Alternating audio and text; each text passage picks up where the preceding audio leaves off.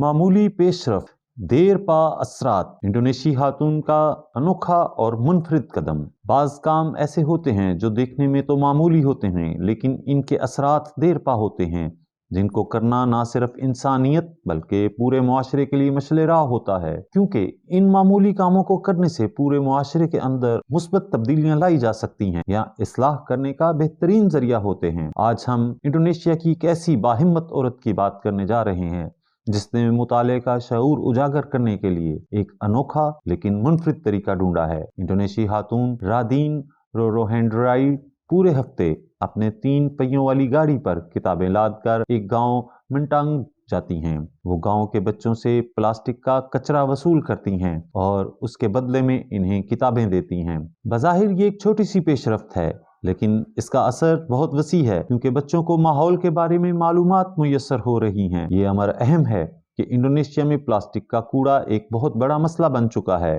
इसी तरह बहुत सारे बच्चे इनके इंतजार में भी होते हैं कि कब रादीन आएंगी और कब इनको पढ़ने के लिए किताबें मिलेंगी। और जब रादीन आती हैं तो ये बच्चे कितार में खड़े होकर किताबें वसूल करते हैं। बच्चे इन्हें प्लास्टिक के कप, थैले और दूसरा कचरा जमा करवाते हैं। रादीन इस कूड़े को अपने ट्रॉली व्हीलर पर रखती जाती हैं। वो इस कूड़े को वापस लाकर अपने साथियों को देती हैं, जो इन्हें अलहदा करके रिसाइकल या फरोख्त कर देते हैं। रादीन एक हफ्ते में करीबन 100 किलोग्राम कचरा जमा कर लेती हैं। रादीन के मुताबिक माहौलियाती तब्दीलियों को रोकने और जमीन के बचाने के लिए ऐसा कूड़ा जमा करना जरूरी है। वो रोजाना की बुनियाद पर ट्रैश लाइब्रेरी के तहत जमा होने वाले काट कबार का वजन भी करती हैं। रादीन के मुताबिक बच्चे इनकी छोटी सी मोबाइल लाइब्रेरी से खास लगाव रखते हैं। उन्होंने बच्चों पर वाजिया किया है कि जब कूड़ा ज्यादा होगा तब गंदगी फैलेगी और माहौल सेहतमंद नहीं रहेगा। उन्होंने बताया कि स्कूल से वापस लौट कर भी ये बच्चे इकट्ठे बैठकर एक दूसरे की किताबों को देखते और पढ़ते हैं। इसकी बड़ी वजह यह है कि रादीन बच्चों को मुताले की जानिब राग़िब करके बहुत खुश है। वो इन बच्चों की